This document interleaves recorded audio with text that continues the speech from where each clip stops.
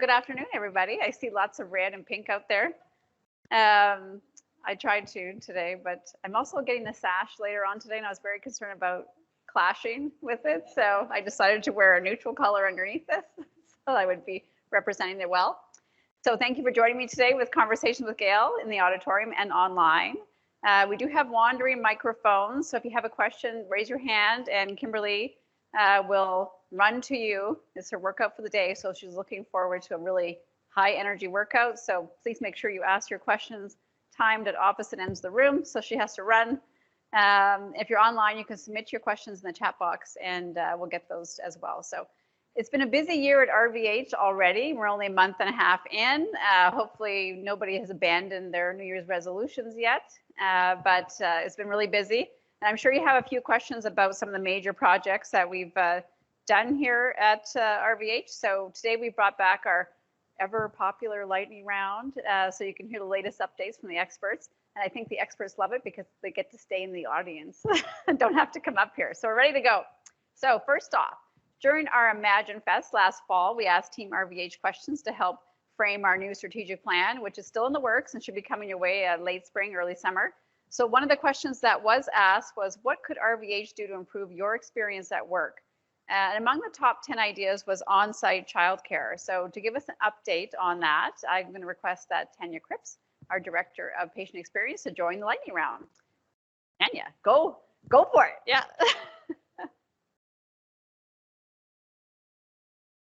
We just said we're walking around with the mic. We didn't say we'd turn it on. How's that? Okay. Hi, everybody. Thank you for that. Yeah, so we've received feedback that Team RVH is interested in more daycare options from close to the facility. So we've been researching this over the last couple of months, and you'll see in the RVH this week that we've sent out a needs assessment. So we can get some information from Team RVH about what you're looking for in terms of daycare. So it's in the RVH this week. There's a link to a survey. If you could take some time to complete it, it would be really helpful. And we have had 77 people answer the survey so far, so really appreciate that. Also, in terms of daycare, we've been speaking with Springwater Childcare, which is just down the street at Quarry Ridge, and they've agreed to prioritize RVH staff members on their wait list. So that's a really big win for all of our staff looking for daycare right away. So those are two updates that we have for you so far, and more to come. Thank you very much. Okay, so we finished off January with a very exciting announcement from our Honorable Doug Downey, MPP for Barrie, Springwater, and Ormondonte. Don Gallagher Murphy, the Parliamentary Assistant to the Minister of Health, was here, and Logan Kanapathy, the Parliamentary Assistant to the Minister of Children, Community, and Social Services. Oh, such big titles. So Ria is going to be our expert as the Operations of Director of Maternal, Newborn, Child, and Youth Programs, just going for a longer title than the MPPs there. So what was this announcement about, and how is it going to impact this region? No, you turned it off again. There we go. Maybe it's working. Oh yeah, now it's working. Okay, barely working. So this was a really exciting announcement for us. I think in the grand scheme of a hospital budget, it's not a huge amount of money, but for a program like Mat Child, which is all about people, it's a big difference maker. So we were lucky through pediatric recovery funds to submit for some of our needs. So the process was really nice because we were able to say the kinds of things that would really make a difference at RVH. And we received base budget for 2 new positions here at RVH. So all of us who are in operations know that base budget's a big deal because it means we get to hire people and keep people and build programs. So we have a brand new pediatric social worker. So in terms of pediatric recovery, we know the acuity of the children we're seeing and the types of illness they're struggling with is increasing. And so that puts a huge load on families and needs for connections with community services. So we've had a very lean social work team who does amazing work. I'm looking at one of them now in our Mat Child program, and just makes all the difference to children and families. So the ability to add one more and focus even more on some of the work we need to do is amazing. And the other position that we received is not just a new position, it's a new program at RVH. So, and it's been on our roadmap for probably a decade. So it's a child life specialist. And people who know that position know that child life specialists are amazing in terms of supporting the whole organization around children's experience in the building and families' experience around medical procedures and experiences, and adjusting developmentally to what children need when they come in for something that's scary or worrisome for a family. So as we build this program, we'll see impacts in Matt Child, but not just Matt Child. There's, roles that this role could play in emergency and surgery, everywhere where we touch pediatric patients. It can really change the care we give. So small investment, huge difference. And for the Matt Child program, big celebration. So we're really excited. Thank you. Thank you very much, Rhea. So speaking of new positions, we know that Health Human Resources continues to be a challenge, and our people experience team are working around the clock with leaders across the organization to attract the best and the brightest to Team RVH. And on the very same day that pediatric announcement was happening, we held another very successful job fair. So Dara, our Vice President, People Experience and Chief Communication Officer, is going to tell us all about that experience, including how she actually ran down in the parking lot, some of the applicants who showed up. That's a true story. So we did have some candidates that we did run down to hire. So we'll do anything for our talent. So first of all, I'd like to say a huge thank you to Team RVH. Over 170 of you actually made referrals to attend our job fair. And our job fair wouldn't be successful without us making that referral process. And so thank you so much for letting your family and friends know how great a place this is to work. We basically actually saw over 300 walk-ins that day. We actually had over 70 pre-scheduled interviews. And we actually hired 58 individuals on the spot, and 80% of those are nurses. And so this job fair was a huge success for RVH. And just to share, we were pulling some data. And so since March of 2023, we've actually hired close to over 800 new individuals at RVH. And so I think there's been a real focus on stabilization. And if you do see any new faces in the hallways, please ensure that you provide that great warm welcome. It's really important as we continue to onboard our individuals. Thank you so much, Dara. I would say that John looks super excited about that resume that they're looking over there. I'll have to, maybe he's a relative, the way you look on his face. Okay, the good news just keeps on coming. Heather is going to tell us, our operations director for medical imaging, pathology, and laboratory medicine, about Team RVH, and the region are anxiously awaiting the grand opening of our PET CT. So when do we finally get to cut that ribbon? Very excited to announce that this Friday at 3:30 in the afternoon will be ribbon cutting, and we have lots of officials coming. Mm-hmm. So thank you, Gail, for getting that organized. Our soft launch happened on November 21st. We're going to walk before we run. We have scanned over 200 procedures to date. We're also, thank you, whoever called one person. We are scanning 3 days a week, 9 patients a day. We will ramp up in the first year to go 5 days a week. Our scanner and our technology, our CT scanner on here is a very high-end scanner as well. So it's an opportunity for us in the future to use bridging of that scanner for regular CT scans down the road. So thank you very much for the opportunity to share. Thank you. Thank you, Heather. And thank you for those quick answers, everybody. So that lightning round comes to an end. So the next victims have to come up on stage. So there's been a lot happening in our emergency department, critical care, and the trauma program. So much so that I thought it would be nice to invite Sharon Ranamat. We're going to have to it seems so easy when everybody else says it in front of me, and then when it tries to come out of my mouth, it so I apologize in advance. She's going to get us up to speed on all the great work being done. So Sharon, come on up. Maybe you can say it like slowly out loud, Yeah, so that the G is like gnocchi, it's silent. So Oh. it's Ramignano. I should have Ramignano. kept my maiden name. It was Nadine. So bigger.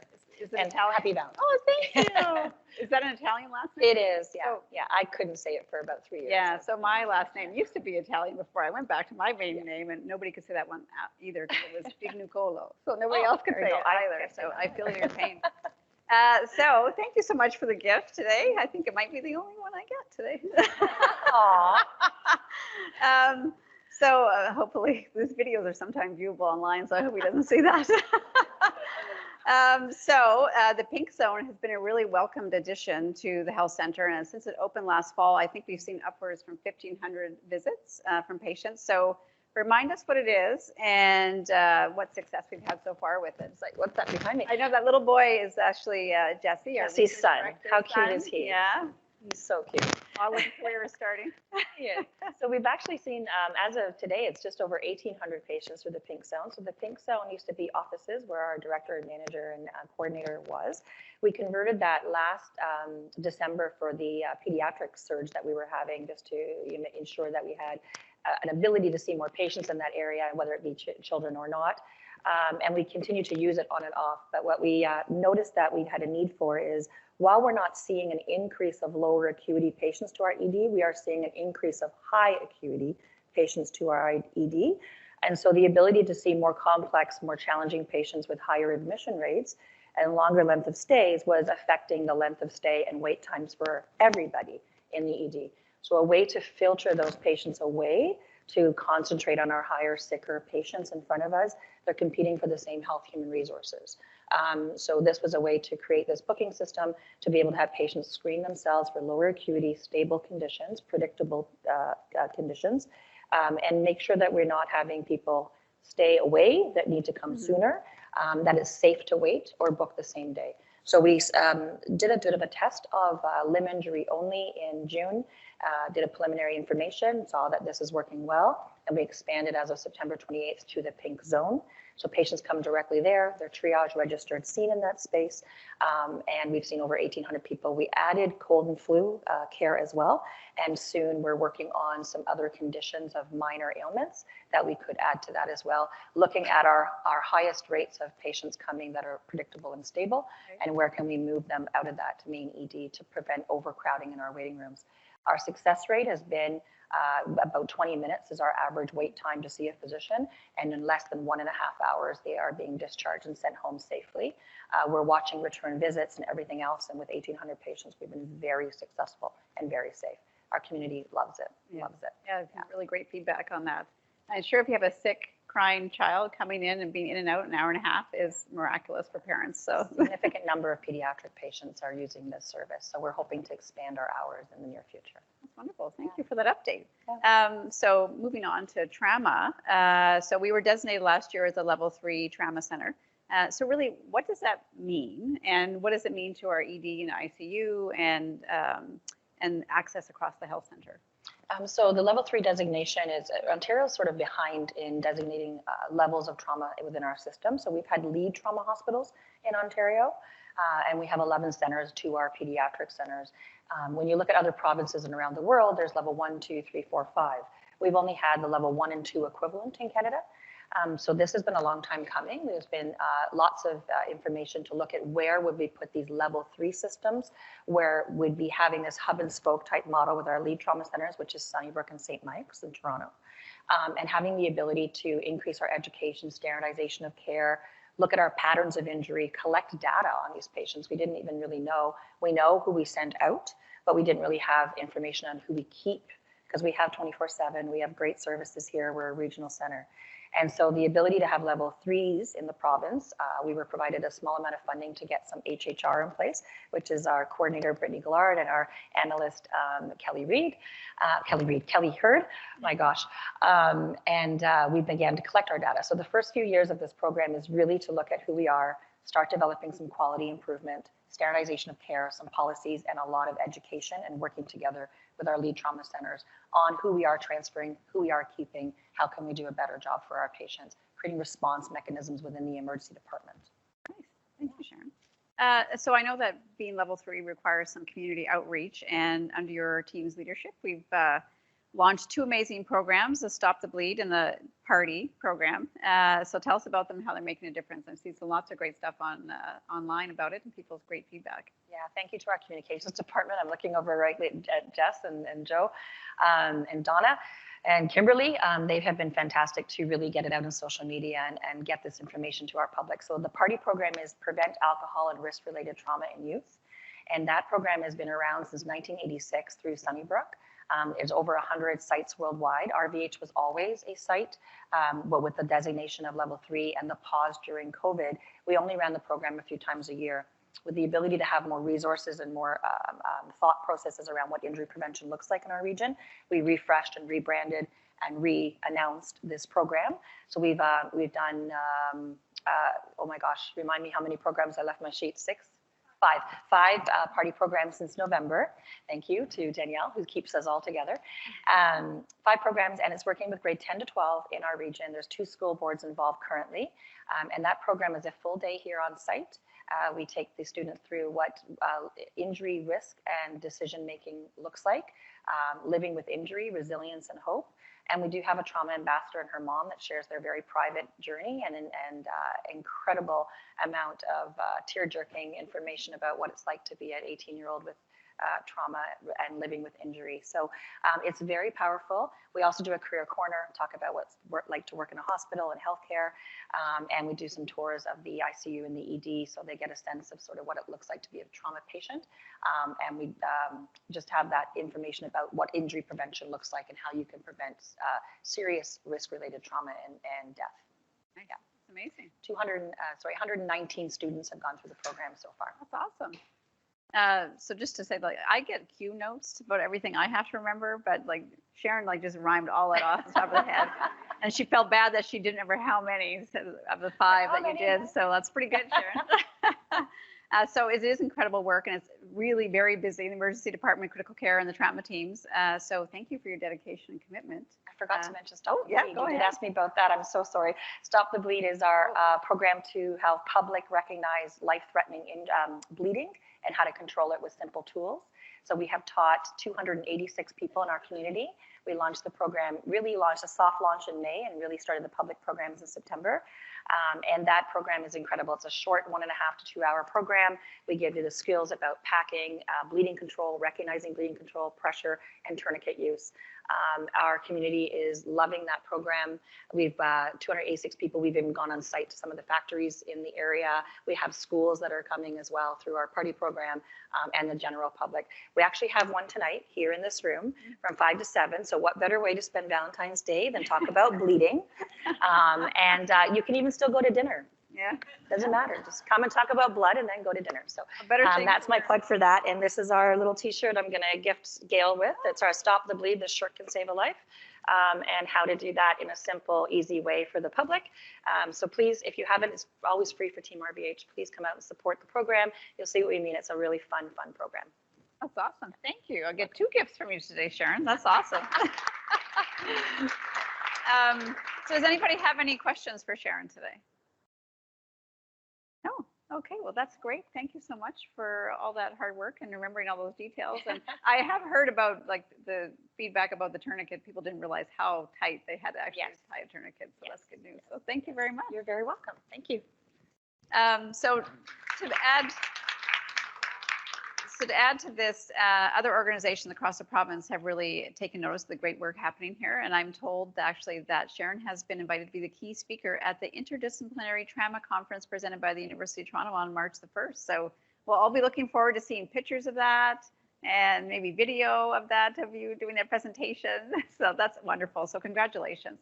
We're really lucky to have somebody of your caliber here at RVH. Thank you for coming up and explaining that.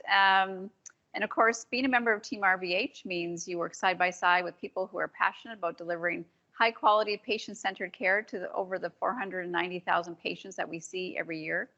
So we want to make sure that you work in an organization where you feel welcome, safe, and a sense of belonging. So we continue to build a culture that supports equity and inclusion, where people feel valued and can be their true, authentic, and genuine selves. The importance of this on the well-being of our staff, volunteers, physicians, and patients really can't be understated. And we are committed to making sure the values of equity and inclusion are weaved into the fabric that makes up RVH. You know, it's a journey. We're at the beginning of it, and it's going to take some time. But I think we're on our way. So we do have an exceptional team led by Megan Ellis, the Director of People Culture, who I'd like to invite up on the stage with her team to introduce themselves.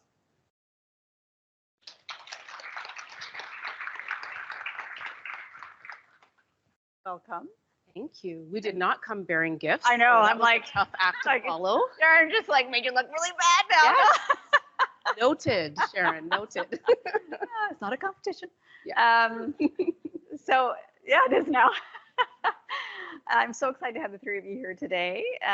So Megan, I know you've been on the hot seat before, so I'm going to pass it over to you, and then Fariba and Enabong can introduce themselves and their role at RBH. And Enabong, I think you're the newest, so perhaps somehow that means you have to go first as an initiation. So, so I'll let you introduce yourself first.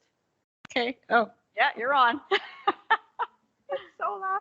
Okay. Hello, everyone. My name is Anna Bong, and I am so happy to be here at RVH. Just like Gail said, I am the manager for People, Equity, and Inclusion here at RVH.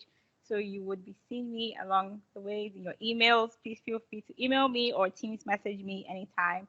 I'm so happy to be part of one team, RVH, and such a phenomenal team, the People, Equity, and Inclusion. I've been here for 2 weeks and 3 days. I don't know, but who's counting?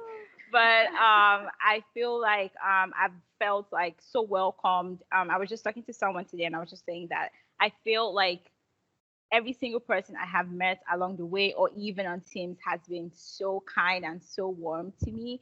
So that has been so amazing. I'm also looking forward to basically working with the team and also basically working with all of you to ensure that our staff at RVH, which would of course extend to the communities that we do serve, we feel that we are offering equitable care, and or we feel included in the policies and the practices and even the services that we have at RVH. So I know our team is like small, but I feel like the team is basically made up of every single one of you. So I think that's the beauty of equity and inclusion work. Every single person has a part to play in this big puzzle, and together we would figure it out. So I'm so happy to be here. So thank you for having me. I feel so honored. So thank you. Thank you, Enabong. It sounds really loud when you're up here at the front. That's all. Fariba.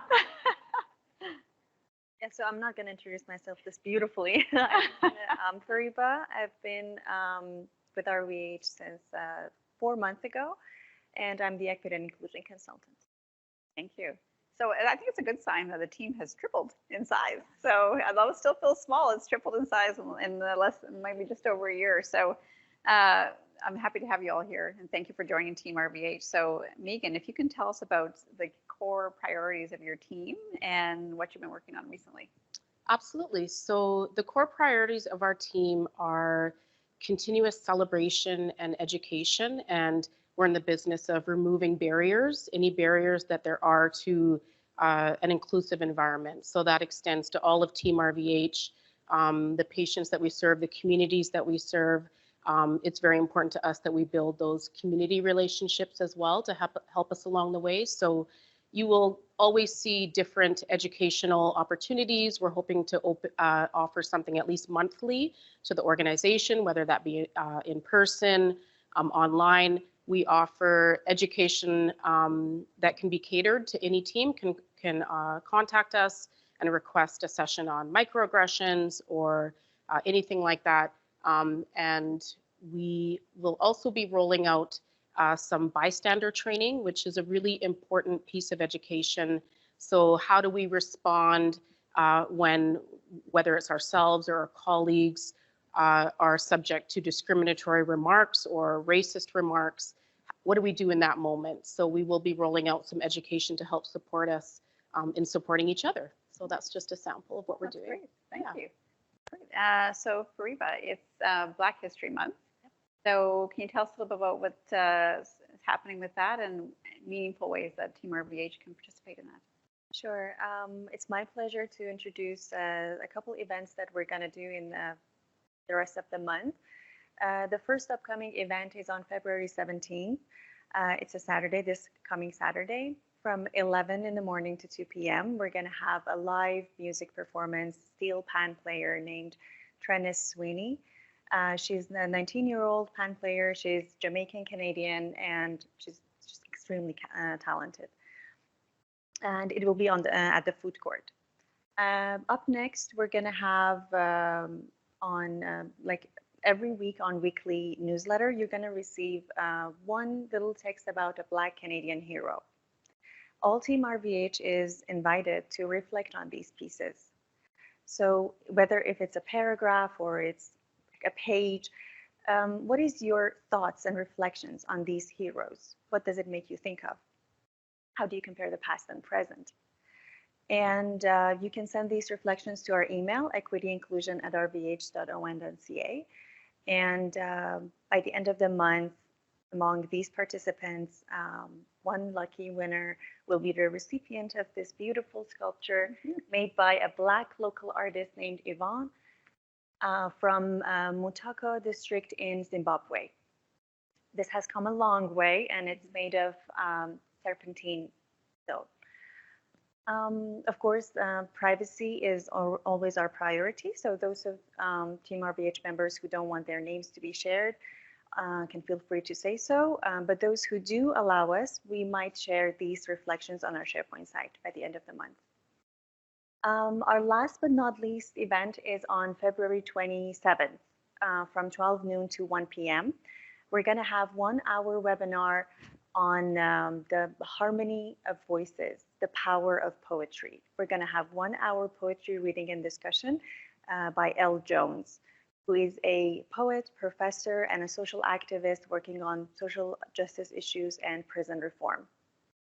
So I really invite and encourage all of you to participate in these events, and it's going to be great. That's awesome. That's a great lineup of events. I'm really nervous that this is actually beside me, so I'm not touching it whatsoever. I don't want somebody to win something that Gail broke. So thank you for that. I think that's an incredible lineup. I'm really excited about the team here. Aren't you an amateur steel drum player? Yes. Yeah, I've been playing steel drums since I was probably about 5 years old. Yeah, yeah. When I first saw it, I'm like, oh, is Megan going to do it? No.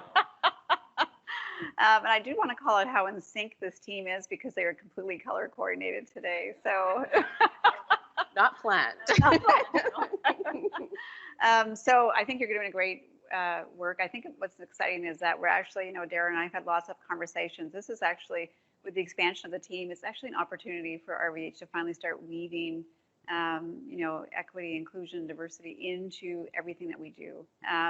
It was, the first step was we brought Megan on board and, gave her this colossal thing to achieve by herself. And she advocated that, how much we needed to really invest in this. So this is, I think the second step that we're at now, and I'm excited about what it looks like going forward. So thanks to all of you for, we won't put too much pressure on the two of you since it's only been a couple weeks and a couple months, but I'm really excited a year from now to have another discussion and see how much we've accomplished in that time. Thank you very much. Thank you. Yeah. Any questions for the team here or online? You guys are getting off so easy. Yeah. All right. Thank you very much, Gail. Okay, so Team RVH often does go above and beyond to make a difference in our patients' lives. So I just want to take a moment before we finish today to share a letter we received from a very appreciative mother. So the letter says, I just wanted to reach out to tell you how thankful I am for last night's event celebrating World Diabetes Day.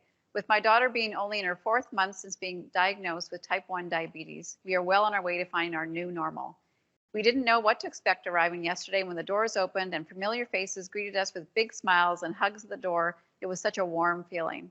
It was such a great treat to have dinner out, estimating our carbs, drinking diet soda, and filling a bag with sweets and just letting her do it, letting her be a regular and normal 9-year-old girl. This little one noticed everything and sunk it all in. Before we ate, I told her, let's do insulin, and she quickly responded, pass me my pen, Mom. Everyone else has theirs on the table and are doing it. I'm just going to give it to myself at the table. And she did. Not hesitating to hide anything or be embarrassed, that little peanut whipped out her insulin, gave her injection, and started to eat all sorts of goodies being served. She noticed little kitties and larger ones with Dexcoms and pumps. She asked questions at the table where people were showing what she had to look forward to when it's her time to switch to a pump. I was in awe. I stood in the arcade and watched parents run around with their kids, sporting diabetes shirts, telling their children not too many sweets, and I thought to myself, hey, they are in the same boat as us. Highs, lows, mood swings, sleepless nights, 3 a.m. wake-up calls from the Dexcom. I really had a moment to reflect as I munched on a bag of popcorn, carrying around my daughter's apple juice box. What I'm trying to say is thank you for such a wonderful support system from all your team there at RVH. We are so happy to have all of you as we continue our new journey. Sincerely, a mother of 4 girls, one with a lazy pancreas. Oh, that's nice.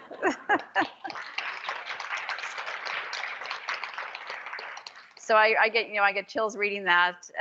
Thank you to the pediatric diabetes team for going above, way above and beyond to make these kids feel like normal, and that that they can really be confident in this diagnosis and can take care of themselves. So I see somebody coming to bother me. So Who wants to try to fit into these? okay. What do you have, Donna? I just happen to have a pair of pants, and I thought, I mean, they're my pants, you can tell. I thought you might need them for a little adventure. Oh, I might going need them, on. eh? Yes, Dr. Hammerhand was kind enough to pass those Oh, you pants blew along it. to me. I Yeah. said they were my pants. Yeah. They're Dr. Renee Hanrahan's pants, who I can't fill. But I thought you might want to wear them when you're dancing with the stars. So Yeah. let's stand up. Oh, It's gotcha. true embarrassment time. This could be a CL, what is it, a career limiting move? Yeah. I've had so yeah. many with you lately. It's hard to keep count. Let's just see if they'll fit. Yeah, I think they'll fit. What do you say, guys? Let's give her a round of applause. Easter seals.